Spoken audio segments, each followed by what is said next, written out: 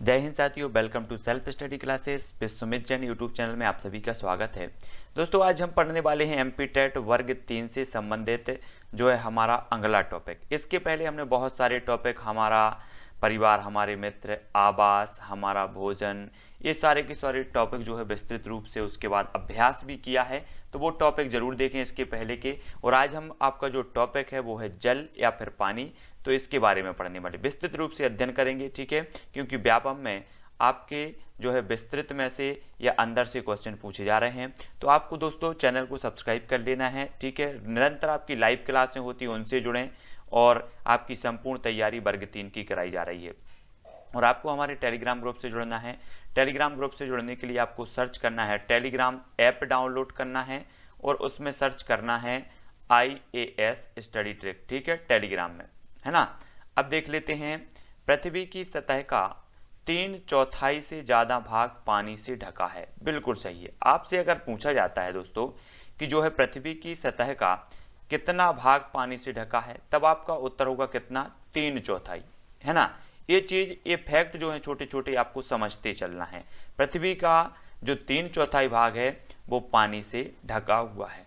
जल गंध रहित, स्वाद रहित ऐसा पदार्थ जो प्राकृतिक रूप से गैस, द्रव और ठोस यानी कि तीनों अवस्थाओं में पाया जाता है। आपसे पूछा जाएगा निम्न में से बताइए कौन सा पदार्थ तीनों अवस्थाओं में पाया जाता है, तब आपका उत्तर होगा पानी, ठीक है। वायु, तापमान एवं दाब की सापेक्षिक संकीर्ण परास के अंदर पृथ्वी की सतह पर पाया जाता है। यह सभी जीवधारियों के लिए अत्यंत आवश्यक होता है। यद्यपि पानी पर्याप्त मात्रा में स्पष्ट तौर से उपलब्ध है, फिर भी विश्व के एक बहुत बड़े भाग में प्रयोग में जो है लाने योग्य जल की कमी हो जाती है ना। जबकि हम देख रहे हैं कि पृथ्वी की सतह का 3/4 भाग कैसे ढका है, पानी से ढका हुआ है, ठीक है। लगभग 71% जो है पानी माना जाता है। जल के बिना जीवन की कल्पना नहीं की जा सकती। जीवन की उत्पत्ति जो है जल में हुई है। हर जीवन के सृजन में जल का विशेष योगदान है। सभी को पता है, एक नारा है कि जल ही जीवन है, ऐसा कहा जाता है। मतलब जल के बिना जीवन की कल्पना ही नहीं की जा सकती। और यहाँ पर कहा गया है कि जीवन की जो उत्पत्ति हुई वो कहाँ पर हुई है, जल में ही हुई है।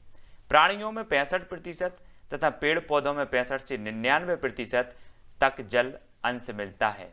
आपसे पूछा जाएगा प्राणियों में कितने प्रतिशत तक जल अंश मिलता है, तब आपका उत्तर होगा 65%। पेड़ पौधों में कितने मिलता है, 65 से 99% मिलता है ना। और इससे जल की आवश्यकता और उपयोगिता सहज झलकती है। जल प्रकृति का ऐसा उपहार है जिसका कोई दूसरा विकल्प नहीं है। जल का विविध उपयोग है और जल विकास की धुरी है। भारत में पेयजल उपलब्धता तथा अनुपयुक्तता की दृष्टि से सीमित है। जल का वितरण तो बहुत ही असमान है, कहीं उसकी अधिकता तो कहीं उसकी भारी कमी मिलती है। जल की गुणवत्ता में भी दिनों दिन गिरावट आती जा रही है। अपने में बड़ी चिंता का विषय है। जल की मांग और आपूर्ति में समन्वय के साथ साथ जल संसाधनों के स्रोतों के बीच तालमेल अनिवार्य है। अतः जल संसाधनों का संरक्षण क्या है, आवश्यक है। जल का भूमंडलीकरण वितरण, है ना।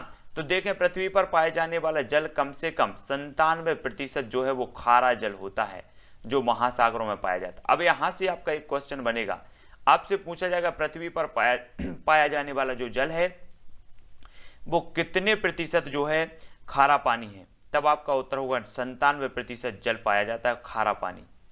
हम खारे जल को पीने के काम में नहीं ला सकते या फिर उसको फसलों की सिंचाई के काम में ही ला सकते हैं। समुद्री जल से नमक को निकालना तकनीकी रूप से संभव है, लेकिन यह विधि काफी महंगी है। केवल 2.7% पानी ही पृथ्वी पर अलवण जल के रूप में पाया जाता है। इसमें 1000 PM से भी कम किसी भी प्रकार का घुला हुआ ठोस होता है। पृथ्वी का लगभग 2% जल ठोस अवस्था में पाया जाता है। आपसे पूछा जाएगा पृथ्वी के कितने प्रतिशत जल ठोस अवस्था में पाया जाता है, आपका उत्तर होगा 2%। इसका अर्थ है लगभग 66% सभी प्रकार की अलवण जल का हिस्सा अंटार्कटिका, जो हिमाच्छद है अंटार्कटिका, वहां पर पाया जाता है। तो ये चीज आपको याद रखनी है। अगला देख लेते हैं। अगला क्या है, हिमशिखर और हिमनदों जो कि ऊंचे एल्पाइन स्थानों पर पाए जाते हैं, क्योंकि ये जमे हुए हैं और काफी दूर स्थित हैं। हिमशिखरों पर पाए जाने वाला अलवड़ जल को उपयोग में नहीं लाया जा सकता। इस तरह से पृथ्वी पर पाए जाने वाले जल का कुल 1% भाग ही मनुष्यों, पौधों, स्तरीय जंतुओं के लिए उपयोग करने लायक है। कितने प्रतिशत? 1%। अलवड़ जल झीलों, नदियों तथा धाराओं, तालाबों एवं जमीन में पाया जाता है। जल का एक छोटे से छोटा भाग 0.001% वाष्प के रूप में वायुमंडल में पाया जाता है। अब आपसे पूछा जाएगा कि जो है कितना जल, कितने प्रतिशत जल वाष्प के रूप में वायुमंडल में पाया जाता है, तब आपका उत्तर होना कि 0.001% ये वायुमंडल में पाया जाता है। अलवड़ जल का वितरण जो भौगोलिक दृष्टि से एक समान नहीं है, इसके वितरण में यह एक देश से दूसरे देश में भी बहुत अंतर है, और यहाँ तक कि किसी देश में एक क्षेत्र से दूसरे क्षेत्र में भी अंतर पाया जाता है। उदाहरण के लिए विश्व के कुछ क्षेत्र अलवड़ जल की आपूर्ति के मामले में काफी धनी हैं, जबकि कुछ क्षेत्र सीमित आपूर्ति के कारण शुष्क तथा अर्ध शुष्क क्षेत्र होते हैं। कुछ क्षेत्रों में वर्षा जल की अधिकांश मात्रा जल संग्रहण के अपर्याप्त साधनों की कमी के कारण उपयोग में नहीं आती। इस प्रकार यह वर्षा जल काफी मात्रा में बेकार हो जाता है या फिर भयंकर बाढ़ का कारण होता है, जिसका परिणाम जीवन एवं संपत्ति की हानि होती है। यद्यपि पानी एक नवीकरणीय संसाधन है, लेकिन अलवड़ जल की मात्रा निश्चित है। अलवड़ जल एक कमी वाला संसाधन है और भारत सहित दुनिया के बहुत से भागों में ऐसा ही है। जल स्रोतों के प्रदूषण के कारण और बढ़ती हुई जनसंख्या की मांग के कारण अलवड़ जल पर काफी दबाव है। दुनिया भर में जल का उपयोग लगभग 6 गुना बढ़ गया है। यह कमी जनसंख्या वृद्धि दर की तुलना में दोगुना से भी अधिक हो गई है। तो यहाँ पर बहुत सारे क्वेश्चन यहाँ से आपके बनेंगे। सबसे पहले तो आपका बन जाएगा कि जो है वायुमंडल में वाष्प के रूप में कितने प्रतिशत आपके पन है, जल है, ठीक है, एक क्वेश्चन बनेगा। और भी पृथ्वी पर पाए जाने वाला जो जल का कितने प्रतिशत भाग मनुष्यों, पौधों, जलीय जंतुओं के जो है उपयोग में लाया जाता है, तब उत्तर होगा 1% भाग। तो ये सारे के सारे जो फैक्ट हैं वो आपको याद रखनी है, ठीक है। जीवन और पर्यावास के लिए पानी का महत्व क्या है? तो पृथ्वी पर सभी जीवों के लिए पानी एक अनिवार्य आवश्यकता है। पानी जीवधारियों की कोशिकाओं के जीव द्रव्य का एक अत्यंत महत्वपूर्ण घटक है। औसतन हमारे शरीर का 70% भाग जल होता है। हाइड्रोजन के लिए पानी ही एकमात्र स्रोत है और शरीर की उपापचयी क्रियाओं के लिए उपलब्ध ऑक्सीजन के विभिन्न स्रोतों में से एक है ना। तो औसतन हमारे शरीर में कितने प्रतिशत भाग पर जल पाया जाता है? तो हमारे शरीर का 70% भाग जल होता है ना, औसतन। तो सभी को याद रख लेना है। और भी देख लेते हैं आगे।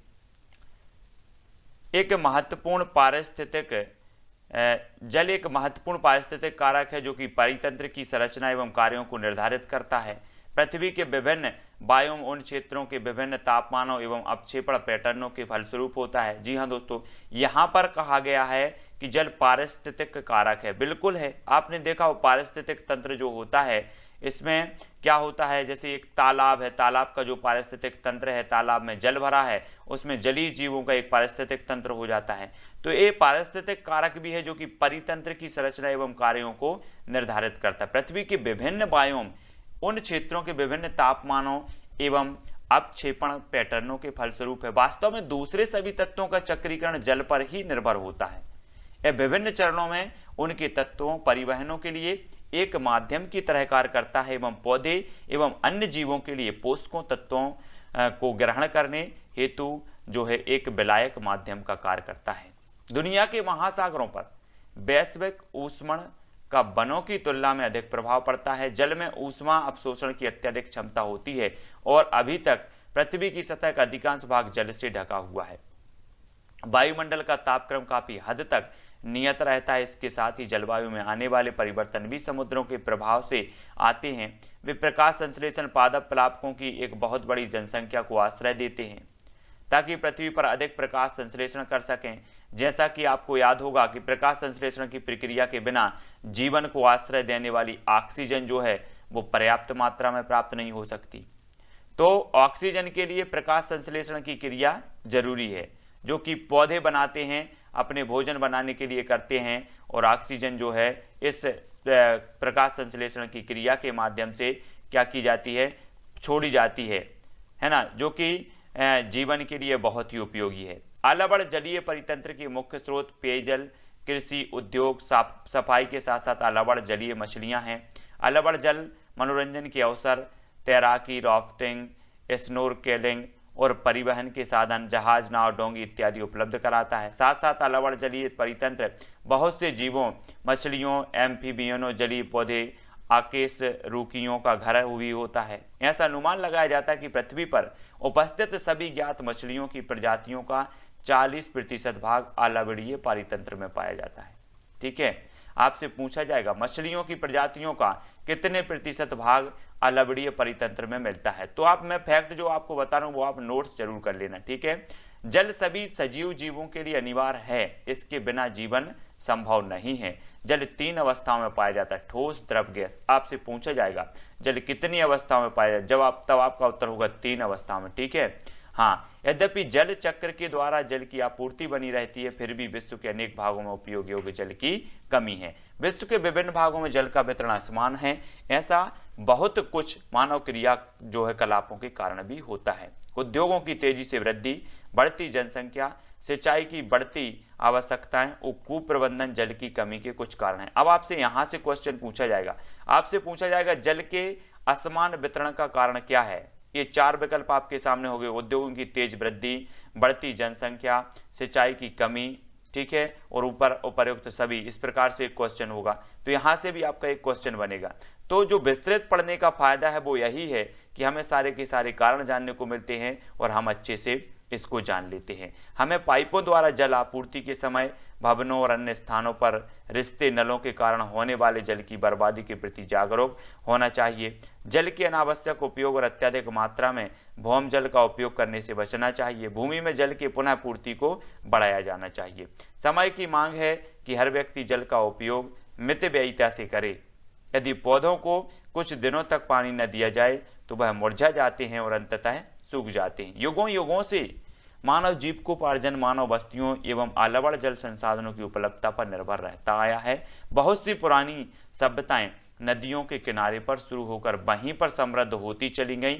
सही समय पर आलावड़ जल की उपलब्धता एवं इसकी उपयुक्त मात्रा, गुणवत्ता से। आपने देखा होगा कि विभिन्न संप्रदाय, चाहे सिंधु सभ्यता हो या ऐसी अनेकों सभ्यताएं हैं, ये सारी की सारी सभ्यताओं का जो विकास हुआ किसी न किसी नदी के किनारे हुआ। तो सबसे पहले जो आवश्यकता होती है, जो जीवन के लिए, जीवन की जो आवश्यकता वो होती है पानी। ठीक है, कहा जाता है कि जल ही जीवन है। ठीक है, तो मनुष्य के लिए अगर कोई सभ्यता विकसित करना है, अपना जीवन अच्छे से जीना है, तो जल के पास में पर्याप्त जल जहां उपलब्ध हो वहां पर कोई भी सभ्यता का विकास करता है। देश के साथ साथ उसके कस्बों एवं शहरों की पारिस्थितिक स्वास्थ्य के लिए भी जैविक होता है। यह जल कृषि कार्य, घरेलू उपयोग एवं औद्योगिक कार्यों के लिए आवश्यक है। संसार भर में लगभग 70% पानी का उपयोग कृषि के लिए होता है और केवल 1.1% भाग घरेलू तथा नगर पालिका आपूर्ति के लिए प्रयुक्त होता है एवं बाकी बचा हुआ भाग विभिन्न उद्योगों में प्रयोग किया जाता है। आपका उत्तर है, आपका प्रश्न यहां से बनेगा, संसार भर में कितने प्रतिशत पानी का उपयोग कृषि के लिए होता है, तब आपका उत्तर होगा 70%। ठीक है, घरेलू उपयोग के लिए 1.1% होता है। चाहे हम कोई भी हो या कहां पर रहें, हम सभी किसी न किसी तरह से जल पर ही निर्भर रहते हैं। हमें स्वस्थ रहने के लिए जल के जीवनदायी गुणों के लिए इसकी आवश्यकता है। यद्यपि हमारे जीवन में आलावड़ जल संसाधनों के महत्व की बजाय हम इस संसाधन को स्वीकार करने की शुरुआत करें। आप प्रभावी रूप से प्रयोग करने एवं मानव प्रक्रियाओं द्वारा बहुत सारा जल व्यर्थ हो जाता है। समस्त विश्व में प्रति व्यक्ति आलावड़ जल की उपलब्धता कम होती जा रही है। पिछले 2 दशकों से, जैसा पिछले दशक के दौरान बहुत सारे विकास कार्यों एवं आलावड़ जल संसाधनों के कुप्रबंधन के परिणाम स्वरूप बहुत बड़ी मात्रा में पानी की कमी हुई है। जल की कमी न केवल फसल उत्पादन को बल्कि पर्यावरण की गुणवत्ता, वन्य जीवन एवं अन्य दूसरे जीवधारियों को भी प्रभावित करती है। जल संतुलन एवं जल संग्रहण। ठीक है, जल चक्र में जल का अनुमानित कुल आयतन लगभग 1384 मिलियन जो है स्क्वायर किलोमीटर है। ठीक है, हाँ, वैश्विक जल चक्र में बहुत से जटिल पथ एवं संग्राहक होते हैं। किसी भी समय महासागरों एवं समुद्रों में अधिकतर जल एकत्र होता है। आलावड़ जल का अधिकतम भाग बर्फ और ध्रुवीय शिखरों एवं महाहिम शिखरों के रूप में भंडारित रहता है। यदि सारी की सारी बर्फ पिघल जाए तो उससे निकले हुए जल से दुनिया भर की नदियां 1000 सालों तक लगातार बहती रहेंगी। अगर पूरे बर्फ जो है पिघल जाए तो। जल चक्र में पानी के प्राकृतिक भंडार देखो, महासागर में 97.71% और हिमसागर या हिमच्छद जो है उनमें 1.9%, भूमिगत जल 0.5%, मृदा वाष्प जल 0.01%, झीलें एवं नदियां 0.009%, वायुमंडल में 0.0001%।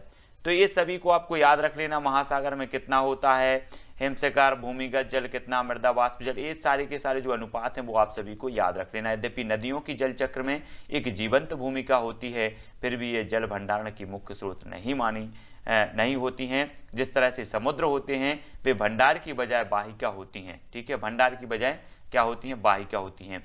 झीलें नदियों की तुलना में अधिक जल भंडारण करती हैं और जो है काफी लंबे समय के लिए करती हैं। सभी अलवड़ जल का 2/3 भाग विश्व की 250 बड़ी झीलों की सतह पर भंडारित होता है।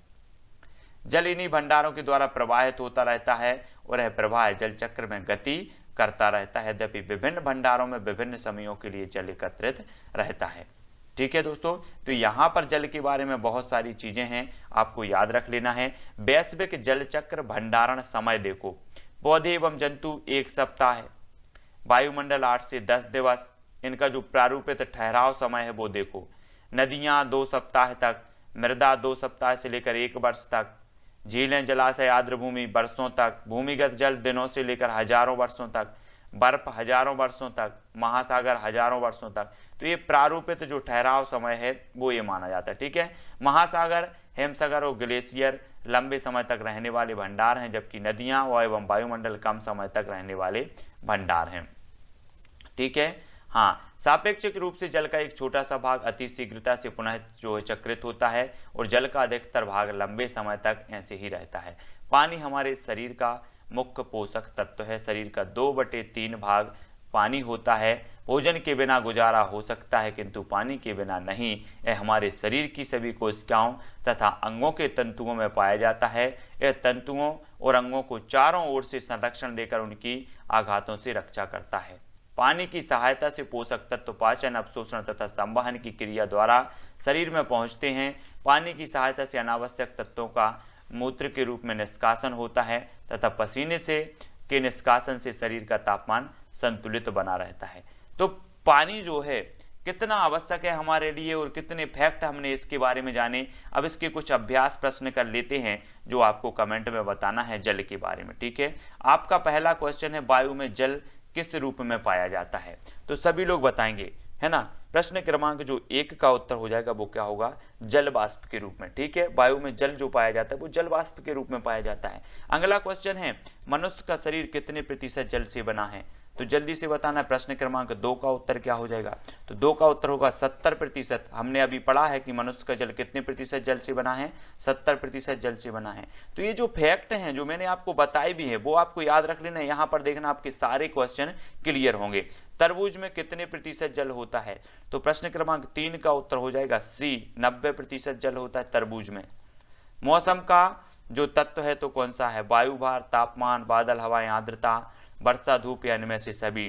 तो इसका उत्तर क्या हो जाएगा? आपसे बनता है तो कमेंट में लिखो। उत्तर होगा विकल्प नंबर डी, इसका सही हो जाएगा। ठीक है, सागरों, महासागरों और नदियों से जल भाप बनकर चला जाता है। कहां पर चला जाता है? वायुमंडल में, पृथ्वी पर या फिर दोनों।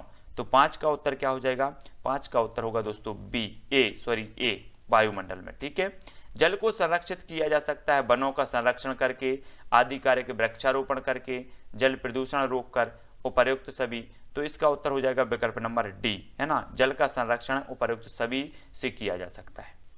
अगला क्वेश्चन है हमारा, पृथ्वी का कितना भाग जल से घिरा है? जल्दी बताओ। प्रश्न क्रमांक 7 का उत्तर सभी लोग बताएंगे। तो 3/4 भाग है ये जल से घिरा हुआ है। सी नंबर इसका सही होगा। ठीक है, बहुत बढ़िया। संसार में प्राप्त कुल जल कितने प्रतिशत महासागरों में पाया जाता है? 80, 97.4, 90, 84। तो 8 का उत्तर क्या हो जाएगा? अभी हमने पढ़ा है कि संसार में महासागरों में पाया जाने वाला जो जल है वो 97.4% है। तो यहाँ से आपके उत्तर बनेंगे और विस्तृत पढ़ने से जो लाभ है, अगर आपने अच्छे से विस्तृत पढ़ा है तो ये क्वेश्चन आपसे बन रहे होंगे, है ना। जल के सभी स्रोत कहाँ से प्राप्त होते हैं, तो 9 का उत्तर बताना है। महासागरों से, कुओं से, नदियों से या फिर वर्षा से। तो सभी स्रोत कहाँ से प्राप्त होते हैं, तो इसका सही उत्तर क्या होगा, कहाँ से होते हैं, वर्षा से, यानी कि जो विकल्प नंबर डी है वो इसका सही हो जाएगा। ठीक है, आगे के और क्वेश्चन देख लेते हैं। अगला जो हमारा क्वेश्चन, निम्नलिखित में से कौन सा जल सबसे अधिक शुद्ध होता है, तो जल्दी से बताओ, 10 का उत्तर बताना है। यहाँ से एक क्वेश्चन आपका जरूर बनेगा। जो वर्षा का जल है, ये कई बार पूछा गया है, कौन सा जल सबसे अधिक शुद्ध होता है, तो वर्षा का जल सबसे अधिक शुद्ध माना जाता है। प्राकृतिक जल के सबसे अधिक संग्राहक कौन से हैं, जल्दी बताओ। प्रश्न क्रमांक 11 का उत्तर क्या हो जाएगा, तो इसका सही उत्तर होगा प्राकृतिक जल के सबसे अधिक जो संग्राहक माने जाते हैं वो समुद्र माने जाते हैं, यानी कि जो विकल्प नंबर ए है वो इसका सही होगा। ठीक है, मानव जीवन के लिए सबसे अधिक उपयोगी वस्तु कौन सी है, तो अभी हमने पढ़ा था कि व्यक्ति भोजन के बिना रह सकता है लेकिन पानी के बिना नहीं रह सकता। तो सबसे उपयोगी जो वस्तु मानी जाती है वो क्या मानी जाती है, पानी मानी जाती है। प्रदूषित जल तथा भोजन द्वारा फैलने वाला रोग कौन सा है, अब आपको बताना है। तो कौन सा रोग है प्रदूषित जल से, तो हैजा जो है ये प्रदूषित जल द्वारा फैलता है ना। टाइफाइड है, हैजा है, ये सभी क्या होते हैं, प्रदूषित जल से फैलते हैं। तो ये चीज़ आपको याद रख लेनी है ना। तो यहाँ पर नहीं है बोला है, नहीं है बोला है, तो 13 का जो उत्तर होगा वो निमोनिया होगा। निमोनिया नहीं है ना। और आंत्रशोथ और तपेदिक ये जो है प्रदूषित जल से माने जाते हैं। तो हमें प्रश्न को अच्छे से पढ़ना है। देखो कैसे हमने है बोल दिया या हैजा, तो यहाँ से कहीं ना कहीं चूक होती है और ये चूक जो है आपकी 1 नंबर का डिफरेंस कर सकती है, तो याद रख लेना है। ठीक है, हाँ, पानी को वाष्प बनाने की प्रक्रिया कहलाती है, तो क्या कहलाती है, 14 का उत्तर बताना है। तो जल्दी से बताना है। पानी महासागरों, समुद्र से उड़कर कहाँ जाता है, वायुमंडल में जल वाष्प के रूप में जाता है, और पानी को वाष्प बनाने की जो प्रक्रिया होती है वो क्या कहलाती है, इसका सही उत्तर होगा वाष्पीकरण, यानी विकल्प नंबर 20 का सही होगा। वर्षा के जल को जमा कर उसे बाद में उपयोग किया जाना कहलाता है, क्या कहलाता है, तो 15 का उत्तर हमें बताना है। उत्तर क्या हो जाएगा, वर्षा के जल को हम कहीं पर जमा करते, इकट्ठा करते हैं तालाब में, तो उसे उपयोग किया जा सकता है, वो क्या कहलाता है, 15 का उत्तर लिखना है। तो जो 15 का उत्तर हो जाएगा वो हो जाएगा रेन वाटर हार्वेस्टिंग, यानी जो विकल्प नंबर ए हो जाएगा वो इसका सही हो जाएगा। महत्वपूर्ण प्रश्न है दोस्तों, विस्तृत पढ़ने का यही फायदा है। आप पहले बनाए गए वीडियो जो हैं सभी पर्यावरण से संबंधित, उनको जरूर पढ़ें, बहुत सारे प्रश्न जो है आपके क्लियर हो जाएंगे। अधिक वर्षा से क्या होता है, सूखा, बाढ़, बादल या भूकंप, क्या होता है अधिक वर्षा से, तो बाढ़ आती है, सभी को पता है, विकल्प नंबर सी इसका सही हो जाएगा। जल का मुख्य स्रोत क्या है, वर्षा, महासागर, सागर या फिर झील, तो 17 का उत्तर क्या हो जाएगा, मुख्य स्रोत माना जाता है वर्षा, विकल्प नंबर इसका सही होगा। विश्व भर में जल दिवस कब मनाया जाता है, जल्दी से लिखो, 18 का उत्तर हमें बताना है। उत्तर क्या हो जाएगा, 18 का उत्तर सभी लोग देखेंगे, तो इसका सही उत्तर होगा 22 मार्च को मनाया जाता है विश्व भर में जल दिवस। ठीक है, हमें जल की एक बूंद बचाना चाहिए क्योंकि यह सस्ता है, जीवन के लिए आवश्यक है, जीवन के लिए आवश्यक नहीं है, या फिर महंगा है, तो 19 का उत्तर क्या हो जाएगा, सभी लोग कमेंट में लिखेंगे 19 का उत्तर हमें बताना है। तो 19 का उत्तर होगा दोस्तों बी, जीवन के लिए आवश्यक है। ठीक है, और भी कुछ क्वेश्चन देख लेते हैं। और भी हमारे जो क्वेश्चन हैं उनमें है जल का ठोस रूप कहलाता है, तो आपको पता होगा कि जल का जो ठोस रूप कहलाता है वो क्या कहलाता है, बर्फ कहलाता है, सभी को पता है, यानी कि जो विकल्प नंबर 20 है वो इसका बी है, वो इसका सही होगा। ठीक है, महासागर एवं लैंड के बीच जल का सर्कुलेशन कहलाता है, तो क्या कहलाता है, 21 का उत्तर हमें बताना है। 21 का उत्तर क्या हो जाएगा, सभी लोग लिखेंगे, 21 का उत्तर हो जाएगा सी, जल चक्र कहलाता है। अगला क्वेश्चन है, जब बर्फीला पानी किसी गिलास में डाला जाता है तो गिलास के बाहरी सतह पर जलकण दिखाई पड़ता है, इसका कारण क्या है, वाष्पीकरण, द्रवीकरण, उन्नयन या इनमें से कोई नहीं, तो इसका उत्तर आपको बताना है। इसका सही उत्तर हो जाएगा द्रवीकरण, यानी कि जो विकल्प नंबर सी है वो इसका सही होगा। जल प्रदूषण के कारण कितने हैं, 2, 3 या फिर 4, तो 23 का जो उत्तर हो जाएगा वो क्या हो जाएगा, ए, 2 हैं। जल प्रदूषण के 2 कारण माने जाते हैं। ठीक है, जल प्रदूषण का जीवों पर प्रभाव किस गैस की कमी के कारण होता है, जल प्रदूषण का जीवों पर जो प्रभाव होता है वो किस गैस की कमी के कारण होता है, हाइड्रोजन, ऑक्सीजन, नाइट्रोजन, तो आपको बताना है। 24 का उत्तर हो जाएगा ऑक्सीजन, यानी कि जो विकल्प नंबर सी है वो इसका सही होगा। जल प्रदूषण को नियंत्रित किया जा सकता है कैसे? कैसे किया जाता है, जल्दी से बताओ। इसका जो सही उत्तर हो जाएगा वो क्या हो जाएगा? जल प्रदूषण को नियंत्रण किया जा सकता है कैसे? ए और बी दोनों कारण इसके सही होंगे। ठीक है, ए और बी जो दोनों कारण हैं वे कौन है? कारखानों से निकलने वाले अपशिष्ट पदार्थों को जलाशयों में न फेंका जाए, घरेलू उपयोग में आने वाले साबुन, डिटर्जेंट आदि को स्वच्छ जल के स्रोतों से दूर रखा जाए। ये इसका सही हो जाएगा। ठीक है, अगला क्वेश्चन देख लेते। शुद्ध जल में हाइड्रोजन और ऑक्सीजन का अनुपात मान कितना होता है? जल्दी बताओ। शुद्ध जल में आपको बताना है 26 का जो आंसर है वो क्या होगा? तो 2:1 होता है। कितना होता है? 2:1। H2O ऐसे बोलते हैं ना अपन, H2O। तो हाइड्रोजन के 2 और ऑक्सीजन का 1 मिलकर क्या बनाते हैं? पानी बनाते हैं। तो ये चीज आपको पता होनी चाहिए। सूखा से प्रभाव पड़ता है, बीज अंकुरित नहीं हो पाते, फसलें नष्ट हो जाती हैं, मृदा सख्त होने से वह जो है जुट नहीं पाती, उपर्युक्त सभी। तो सूखा से प्रभाव पड़ता है तो क्या प्रभाव पड़ता है? 27 का आंसर हो जाएगा उपर्युक्त सभी, यानी कि जो विकल्प नंबर डी है वो इसका सही होगा। बाढ़ से निम्नलिखित में से प्रभावित होता है तो क्या होता है? 21 का हो जाएगा जान माल की हानि होती है, फसलें नष्ट हो जाती हैं, मिट्टी में रहने वाले जीव मर जाते हैं। विकल्प नंबर डी इसका सही हो जाएगा। तो दोस्तों यहाँ पर हमने पहले विस्तृत रूप से पढ़ा, फिर उसका जो है अभ्यास किया कि कितने क्वेश्चन हमसे बन रहे हैं, क्या क्या क्वेश्चन हमारे पेपर में इस पानी नामक जो टॉपिक है, हमारा जल नामक जो टॉपिक है, इससे बन सकते हैं। तो दोस्तों आपको वीडियो कैसा लगा कमेंट में बताएं और वीडियो को लाइक और शेयर करें। इससे पहले आपके महत्वपूर्ण जितने भी टॉपिक हैं पर्यावरण के, वो सभी की वीडियो उपलब्ध हैं, आप इसकी प्लेलिस्ट जरूर देखें पर्यावरण की। वीडियो को लाइक जरूर करें, कमेंट में बताएं वीडियो कैसा लगा और वीडियो को शेयर अवश्य करें अपने मित्रों तक। और टेलीग्राम ग्रुप से सभी को जुड़ना है, जहां पर आपको निःशुल्क PDF प्राप्त की जाती है। तो टेलीग्राम ग्रुप से जुड़ने के लिए आप टेलीग्राम ऐप डाउनलोड करो। सबसे पहले टेलीग्राम ऐप डाउनलोड हो जाए, उसके बाद उसमें आप सर्च करना IAS स्टडी ट्रिक। ठीक है, ये सर्च करोगे तो आपको ग्रुप मिल जाएगा और उसमें ज्वाइन हो जाना है। ठीक है, तो आज के लिए इतना ही वीडियो। अब जो आपका नेक्स्ट टॉपिक होगा वो अगले वीडियो में हम पढ़ाएंगे। जय हिंद।